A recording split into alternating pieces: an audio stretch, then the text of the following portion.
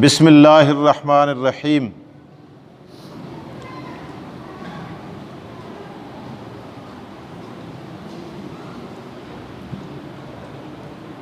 وقاتلوا فی سبیل اللہ واعلموا ان اللہ سمیع علیم۔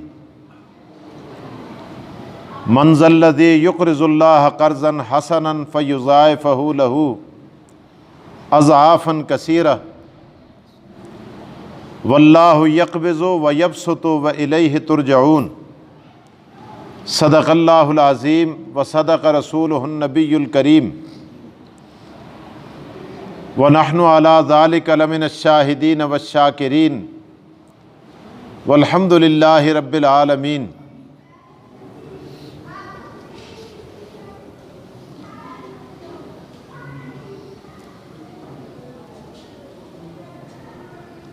وقاتلوا فی سبیل اللہ، اور لڑو اللہ کی راہ میں، وَاعْلَمُوا، اور جان لو، ان اللہ سمیع علیم، بے شک اللہ تعالیٰ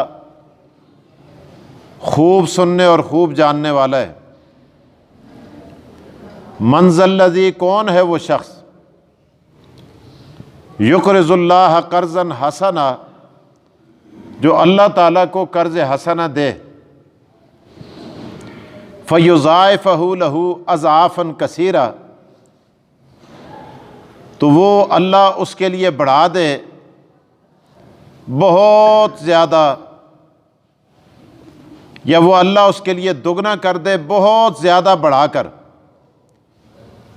وَاللَّهُ يَقْبِضُ وَيَبْسُطُ، اللہ ہی تنگ دستی بھی دیتا ہے اور کشادگی بھی۔ وَإِلَيْهِ تُرْجَعُونَ، اور اسی کی طرف تم لوٹائے جاؤ گے۔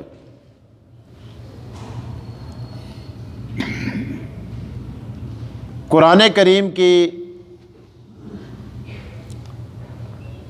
سابقہ آیات کے اندر اللہ تعالیٰ نے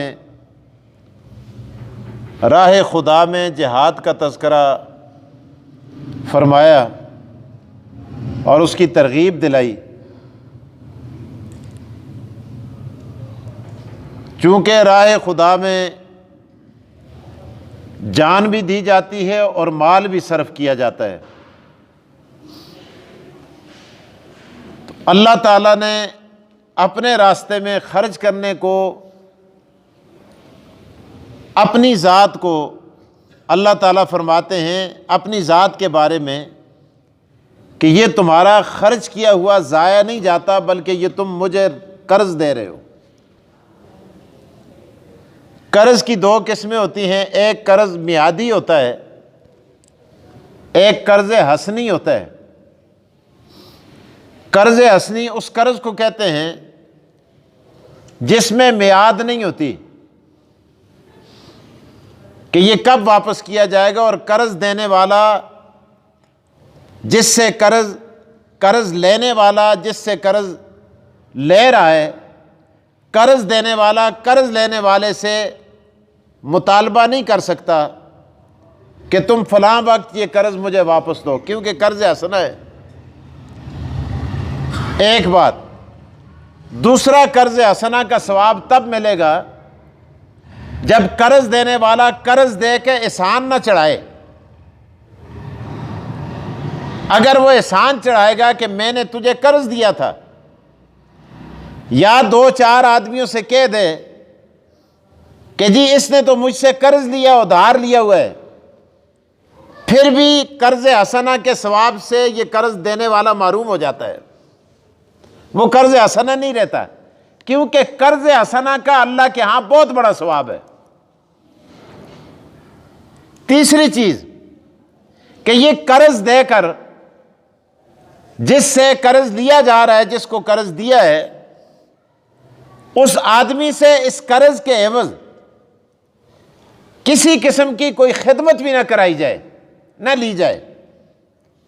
یہ نہیں کہ اس بیچارے کو قرض دے دیے، نیچے دبایا ہوا ہے، اور وہ اس سے طرح طرح کی خدمت وصول کر رہا ہے، تو خدمت بھی اس سے نہیں لے سکتا۔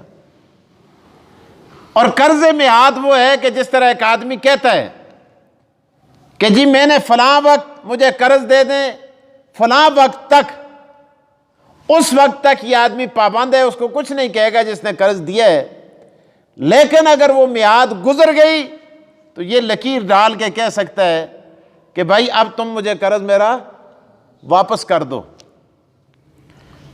تو یہ قرض میعاد ہے۔ دونوں قرضوں میں اللہ تبارک و تعالیٰ کے ہاں اجر ہے، لیکن قرض حسنہ میں اللہ تبارک و تعالیٰ نے بہت زیادہ اجر کا وعدہ فرمایا ہے۔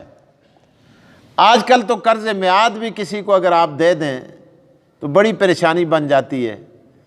پہلے تے قرض دیندا ہی کوئی نہیں، تے کدے کسا سن پھول کے کسا کو دے چھڑیا، وہ نر دا پتر موڑدا ہی نہیں، پھر وہ واپسی بہت مشکل کام ہے، بہت مشکل ہے۔ قرض دے کر اپنے لیے ایک دشمنی خریدنی ہے، پھر وہ راستہ چھوڑ دیا جاتا ہے، پھر ملاقات چھوڑ دی جاتی ہے، پھر اس آدمی کی کال سننی چھوڑ دی جاتی ہے، پھر ساری محبتوں کا خاتمہ ہو جاتا ہے، پھر اس آدمی کی بد اخلاقی کے چرچے ہوتے ہیں، بڑے مسئلے بن جاتے ہیں۔ تو بہرحال پھر بھی دینا چاہیے۔ نبی علیہ الصلوۃ والسلام نے ارشاد فرمایا، صدقہ کرنے میں تمہیں 1 اجر ملتا ہے اور قرض دینے میں تمہیں 2 اجر ملتے ہیں، اجرین۔ کیونکہ قرض لینے والا جب قرض دیتا ہے تو اس کی عزت نفس مجروح نہیں ہوتی، لیکن جو آدمی مانگتا ہے، صدقہ لیتا ہے، تو اس آدمی کی عزت نفس مجروح ہو جاتی ہے کہ مانگ کے کہندے تو کو مانگ دے یار مڑے نہ امداد کر۔ اب اس میں اور اس میں بڑا فرق ہوتا ہے۔ اب یہاں ایک آدمی کی قرض دے کر عزت نفس کو بچایا جاتا ہے، اور عزت نفس کو بچانا، اس کا بھی اللہ پاک ثواب عطا فرماتے ہیں، اور دوسرے کی حاجت پوری کرنے کا بھی اللہ تعالیٰ ثواب عطا فرماتے ہیں۔ یہ ڈبل اجر اللہ تعالیٰ عطا فرماتے ہیں۔ تو بہرحال قرض حسنہ، آج قرض میعاد کو بھی قرض حسنہ کہا جاتا ہے۔ جو لوگ ناواقف ہوتے ہیں، جب ان سے کہا جائے نہیں جی قرض حسنی قرض چاہیے جی مجھ کو اتنے پیسے تو فلانے وقت موڑ ساں، لیکن قرض حسنی کا وقت نہیں ہوتا شریعت کے اندر، شریعت کی اصطلاح کے اندر اس کے لیے کوئی وقت نہیں۔ جب اس کے پاس ہوں گے، جدوں ہوئے تے دے ساں یار، جب ہوں گے واپس کیے جائیں گے۔ تو بہرحال اس طرح کے کئی واقعات بھی ہیں، بہرحال چھوڑیں اس کو۔ تو اللہ تعالیٰ یہاں بھی ارشاد فرماتے ہیں قرآن کریم کی ان آیات کے اندر، من ذا الذی یقرض اللہ قرضا حسنا، کون ہے وہ شخص جو اللہ کو قرض حسنہ دے؟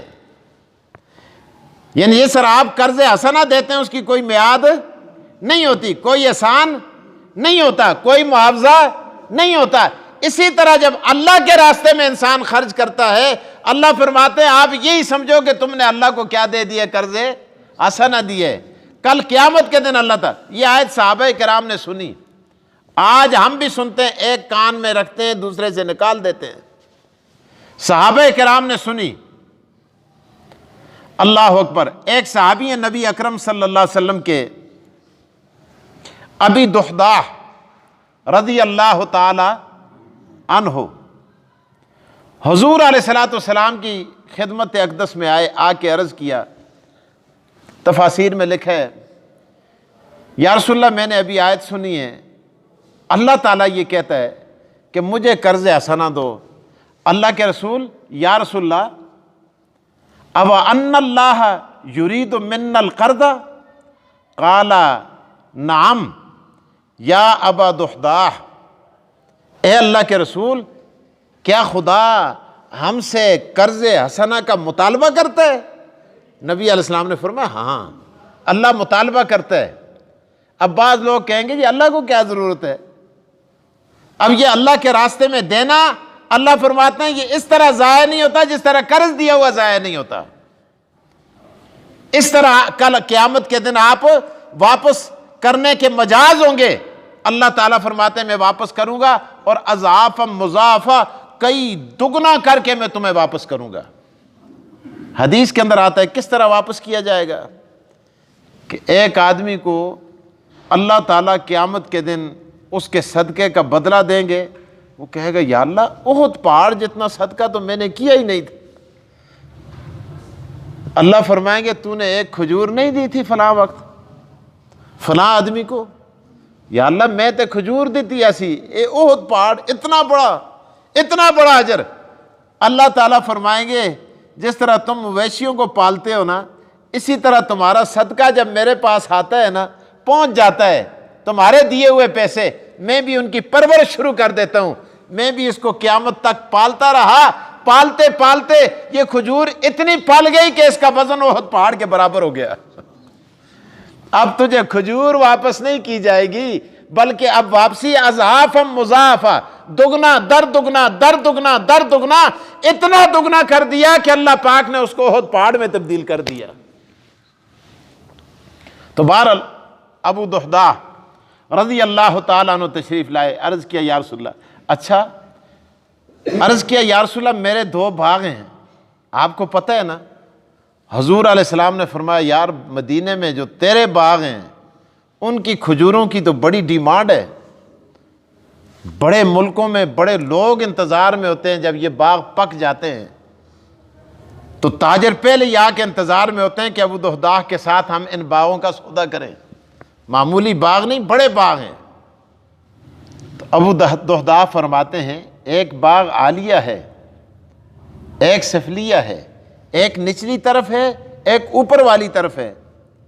اللہ کے رسول میرا جی یہ چاہتا ہے میں ان دونوں باغوں کو خدا کو قرض حسنہ نہ دے دوں۔ اللہ اکبر، یا رسول اللہ میں چاہتا ہوں میں ان دونوں باغوں کو اللہ تعالیٰ کو قرض حسنہ دے دوں، تاکہ کل قیامت کے دن جب میں بہت زیادہ مجبور ہوں گا، کوئی بھی میرا پرسان حال نہیں ہوگا، اللہ تعالیٰ جب یہ واپس کریں گے تو میرا کام بن جائے گا۔ حضور علیہ السلام نے فرمایا ابو دحداح یہ تو بڑی اچھی بات ہے، لیکن میرا مشورہ یہ ہے، میرا مشورہ یہ ہے، یا رسول اللہ حکم ہے یا مشورہ ہے؟ حضور نے فرمایا میرا مشورہ یہ ہے کہ 2 نہ دے 1 باغ دے دے، 2 نہ دے 1 باغ دے۔ پھر حضور سے پوچھتے ہیں یا رسول اللہ ان دونوں بچوں چنگا کیڑا ہے، ان دونوں بچوں چنگا کیڑا ہے، ان دونوں میں سے اچھا کون سا ہے، بہترین کون سا ہے؟ حضور علیہ السلام نے فرمایا او نچلا باغ جو پانی کے کنارے ہے، جس کے اندر سے نہریں جاری ہیں، جس کے اندر کنویں بنے ہوئے ہیں، باغ تو دونوں تیرے بہترین ہیں، لیکن وہ باغ بہت ہی بہترین ہے جہاں تو نے اپنی رہائش اور بیوی بچوں کو بھی رکھا ہوا ہے۔ یا رسول اللہ آپ گواہ بن جائیں۔ اللہ اکبر، یار اللہ کے رسول آپ گواہ بن جائیں، گواہ کو کس کو بڑھانے دیا یار، اللہ کے رسول آپ گواہ بن جائیں، میں نے وہی باغ اپنے رب کو قرض دے دیا ہے۔ اللہ اکبر۔ حضور علیہ السلام نے فرمایا ٹھیک ہے اللہ قبول کرے۔ اب دوڑتے ہوئے باغ کی طرف گئے، باغ میں جب تشریف لے گئے، حضرت ابو دحداح رضی اللہ تعالیٰ عنہ دیکھا بچے باغ کے اندر کھیل رہے ہیں، ان کے اپنے بچے، ان کے دامن کھجوروں سے بھرے ہوئے ہیں، کیونکہ پکا ہوا باغ ہے، کھجوریں کھا رہے ہیں، کھجوریں اتار رہے ہیں، چہل پہل ہے، بڑے خوش باش ہیں۔ اج اس تا نکا جائے کہ چروڑیاں دا باغ بھی ہوئے نا تو اوہ ہو اسی زمیں تو اٹھ لگ دے، خوبانیاں دا کھجوروں کا باغ ہے، اور باغ بھی باغ ہے، مدینے کا باغ ہے، پکا ہوا ہے، بیوی بھی باغ کے اندر موجود ہے۔ اللہ اکبر۔ حدیث میں آتا ہے ابو دحداح باغ کے اندر داخل ہوئے، اپنی بیوی سے جا کر کہا ہداک ربی سبیل الرشاد قد مضى قرضا الى التناد، او میری بیوی تو گواہ بن جا، میں نے غیر معینہ مدت کے لیے یہ باغ اپنے رب کو قرض دے دیا ہے۔ اللہ اکبر۔ اور آگے جا کے اپنی بیوی سے کہتے ہیں اقرضتہ علی اعتماد بالطوع لا من ولا ارتداد، میں نے اس لیے دیا ہے، اعتماد کے ساتھ میں نے اللہ کو قرض دیا ہے، اور میں نے بڑی خوشی کے ساتھ دیا ہے، تنگ دلی کے ساتھ نہیں دیا، اور میں نے اس لیے یہ واپس کرنے کے لیے نہیں دیا، میں نے اپنے رب کو دے دیا، کل میرا رب مجھے واپس کرے گا۔ اللہ اکبر۔ احسان چڑھانے کے لیے نہیں دیا، ریاکاری کے لیے نہیں دیا۔ الا رجان ضیف فی المیعاد فرتحلی بالنفس والاولاد، تو ایسا کرنا جلدی جلدی اپنے بچوں کو بھی لے اور خود بھی اپنا سامان لے، بوریا بستر اٹھا اور باغ سے نکل جا۔ اللہ اکبر۔ اج تستی بیگمات جو کوئی ہوئے یا مڑی تریمت ہوئے دوئے دی ہوئے یا تری دی ہوئے خدا دی قسمیں کدے اور کچھ نہ ہکیا تے نک چاڑیا کرو ٹھامبا ہوئے گلاں کرے اور ایک کر دیو جی کوئی تے صبر کرو اور کھجونا لے جلونا دینا ہی آسا تو پھر اتنا دے دے ہوا یہ کرو وہ کرو فلاں کرو فلاں کرو۔ اللہ اکبر۔ اس نے کیا کیا بچوں سے جو دامن میں کھجوریں پکڑی ہوئی تھی نا ان کو کہا دامن چھٹک دو، دامنوں کو جھٹکا کر حتیٰ کہ بچوں کے منہ میں جو کھجوریں تھی اللہ اکبر ان کھجوروں کو بھی نکال کر باغ کے اندر پھینکا اور یہ جملے کہتی ہوئی باغ سے باہر نکل گئی، او میرے خاوند تجھے تیری تجارت مبارک ہو،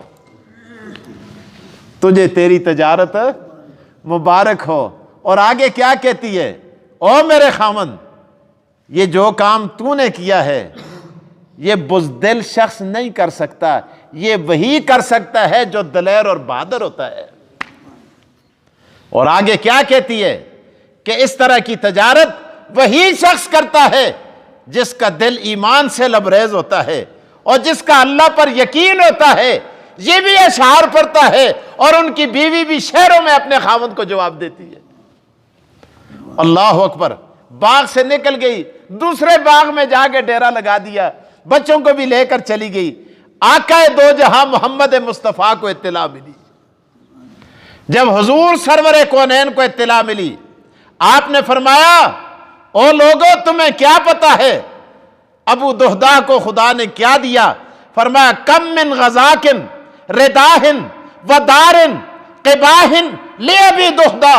او لوگو میں دیکھتا ہوں کہ کھجور کے دنیا میں جو باغ کے اندر اس کے درخت لگے ہوئے ہیں، ہر درخت کے بدلے اللہ نے ہزاروں درخت اسے جنت میں عطا کر دیے، ہر باغ کے بدلے لاکھوں باغ اللہ نے عطا کر دیے، اور پتہ نہیں کتنے گھر اور کتنے محلات اللہ پاک نے ابی دہدا کو جنت میں عطا کر دیے۔ تمہیں کیا پتا ہے کہ اس نے خدا کو راضی کر کے کیا سے کیا خرید لیا ہے؟ تو بہرحال اللہ تعالیٰ نے قرآن کریم کی ان آیات کے اندر بھی یہ ارشاد فرمایا اور صحابہ کرام نے ان چیزوں کو اپنے اوپر لاگو کیا۔ آج یہ قرآن میرے دوستوں قیامت تک انسانوں کے لیے۔ آج ہمارا رویہ کیا ہے؟ ہم کیا کرتے ہیں؟ تو اللہ تعالیٰ نے ارشاد فرمایا، اللہ تعالیٰ بڑے عجیب رنگ میں مطالبہ فرماتے ہیں، فرمایا من ذا الذی یقرض اللہ قرضا حسنا، من ذا الذی او لوگو کون ہے تم میں سے ایسا شخص، من ذا الذی یقرض اللہ قرضا حسنا جو اللہ کو قرض حسنا عطا کرے، فیضاعفہ لہ اضعافا کثیرا، اللہ پاک اس قرضے کو پال کر پوس کر بڑا کر کے بڑھا چڑھا کے کل قیامت کے دن اس کو عطا کرے۔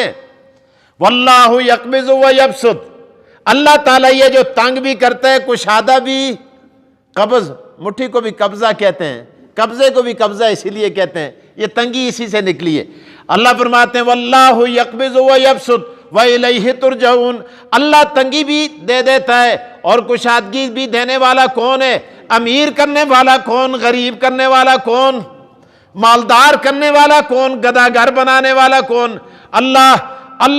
واللہ یقبض و یبسط وَإِلَيْهِ تُرْجَعُونَ، اور اسی کی طرف تم لوٹائے جاؤ گے۔ اللہ مجھے اور آپ کو قرآن کی سمجھ دے۔ وآخر الدعوانا الحمدللہ۔